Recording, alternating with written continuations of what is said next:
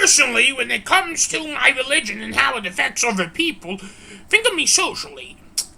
I'm here because my religion is my business, and if you don't like it because of my religion I choose to practice, like I said, that is your problem, not mine, because while Robbinsog is a nation founded on the idea of verism because of it being its official religion, the United States is a nation I am in a lot, is a nation where I can be whatever religion I want to be. Back to my thoughts about Hannah, I really do wonder how the religion part of Marcus's relationship with Hannah will impact things, because while I know Hannah is not religious but does believe in God, the religion part could become a little too much for her because it is a huge change in lifestyle. I know that through Marcus's years of studying psychology that he was told to me that differences in religion is one of the main reasons that causes divorce, which is why I believe that it can cause breakups too.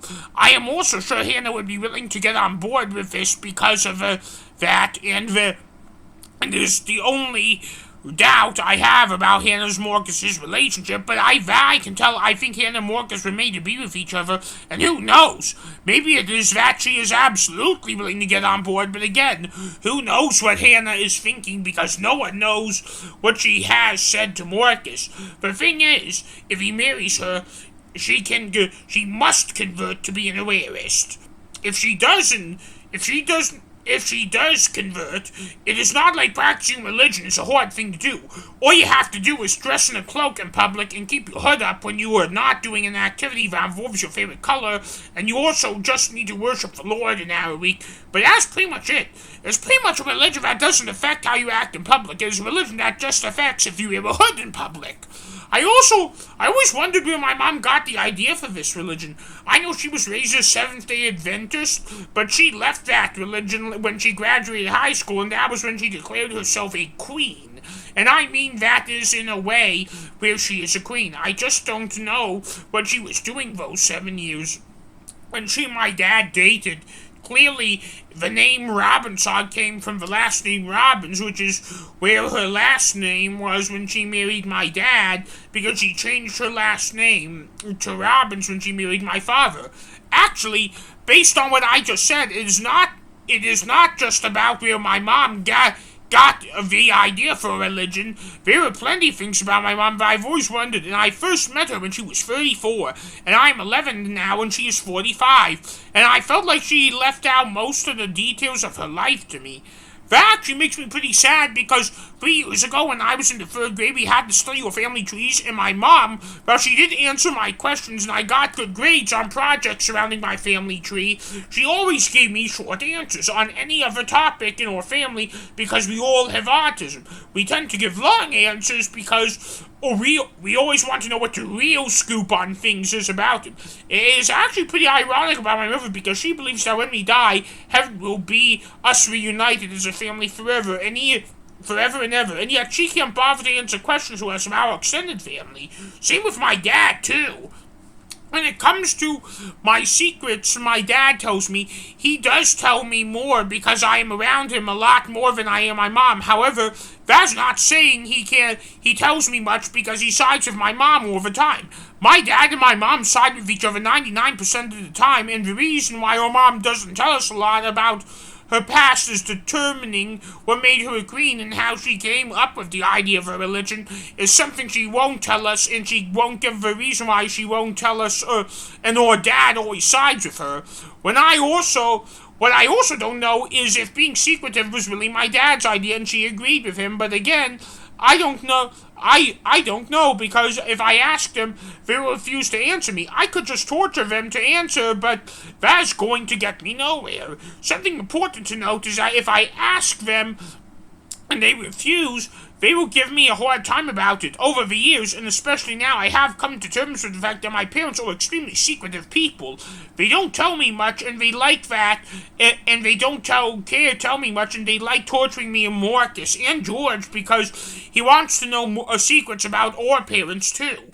Marcus has been harassing our parents to reveal those secrets ever since he became Doctor Marcacius, which is why he has been going to his room a lot lately, but he doesn't like talking about it. The thing about Marcus, though, is he does want those secrets revealed to him, because I thought he still liked being next in line for the throne of Robbinsog and being in the rarest. This is religion. However, I do want to like being both of those things as well.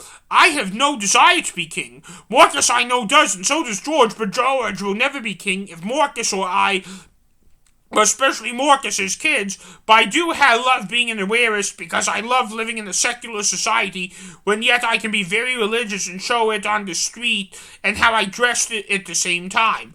Personally, the biggest mystery surrounding those secrets and the reason why they won't be revealed to me is why Marcus wants them so badly and why if something where he doesn't like talking about them to where he gets in trouble harassing my parents about it if he keeps going after them. Something I find very interesting about Marcus is that he's absolutely terrified of discipline in school, and yet he's always willing to store up trouble for parents at home. I was the one who, throughout their life, had the worst behavior at school, but I was never afraid of discipline. If I get disciplined now, I just do as the teacher says and serve my consequences. That leads me to the thought that maybe the reason why Doctor Marcacius wants to do is to return says is because he really does think the return is going to save Mom's life or cure whatever is wrong with her. She will be thankful. She will just let him torture her.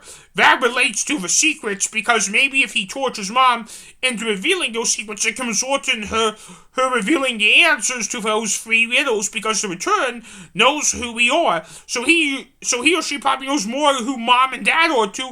And after all, we suspect that if it is a grandparent of ours. No, what I just said about Marcus is trying to save her mother just to torture her. It sounds like an idea too dark for even Dr. Marcacius when he is in a bad mood, but then again, he is the one who left the hospital through a window that could not open and attack people and steal money in the process. I actually know what to think about Marcus when it comes to those secrets. There were so many scenarios about why he wants them. The only reason I want them is because I am 11 years old and I want to know. I have gotten to be so desperate to know about things lately that I have resorted into reading detective books. Whenever Marcus goes across to Van Buren Street to do research or trying to find a cure for autism, he always lets me borrow his library card to me to find the mystery in detective books. Everyone in my family knows I've been reading mystery and detective books lately, and no one suspects a thing. The main reason I haven't told Marcus and George is because I'm so determined to not let my parents find out, but I feel like telling Marcus and George is a security risk that I am not willing to take. When my parents find out, they find out about the return, and if they find out about the return, an innocent person could get thrown in jail.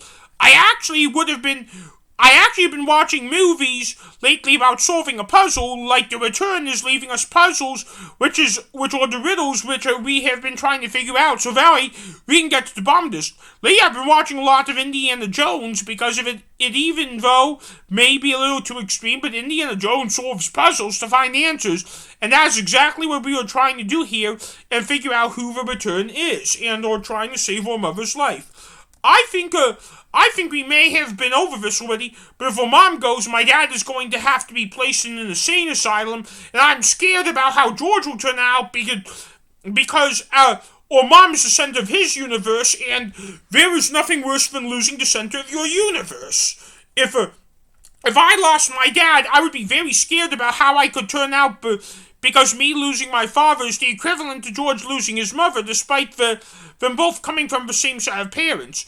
We need to do whatever is in our power to save our mother's life, if that is what the Return is trying to make us do.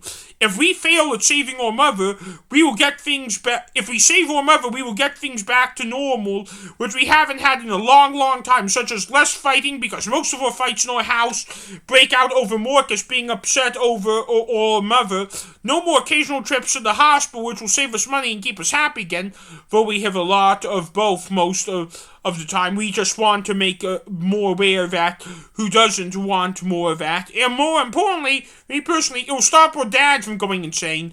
I do suspect something regarding my dad because I have said before, my mom is the center of my dad's universe. This I may have said already, but I may not. If my mom dies from whatever is causing her mobility issues, I think in the end my dad will die too. The reason why I think that is because of my Marcus has told me, because of some of the things he has learned about his studies about love that came with his studies of trying to find a cure for autism.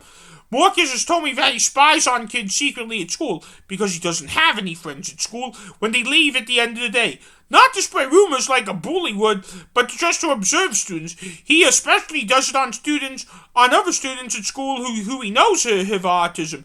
At the end of the day, there are parents who pick up their kids at school who he knows have autism. At the end of the day, there are the two ways kids react when he either run to pick up their parents up and hug them super tightly or just be obnoxious and rude. He has told me that if my dad was the kid and if my mom was my dad's mom, the first scenario would be what is the better fit for my dad because of how much he loves my mom. I totally see the analogy. Whenever my mom and dad are on the couch in their bed or right next to the couch in public, they are always cuddling up or snuggling, holding hands or hugging each other and making out when me and my brothers are not around. They are pretty much inseparable when they are not working and or both around each other. Marcus has told me that there were some autistic kids back when he was in elementary school when they entered the classroom on their first day at the Kimball Troll School, which is definitely later for some students, where one of the first things his teacher had to do was pry them off their mother, and the autistic kid would still be crying for the next hour, but they would eventually move on. The term "move on" is what scares me the most about my dad if my mom dies. My parents have been married for 20 years, and those kids were 10 years old when Marcus saw them get separated from the school every day from their parents.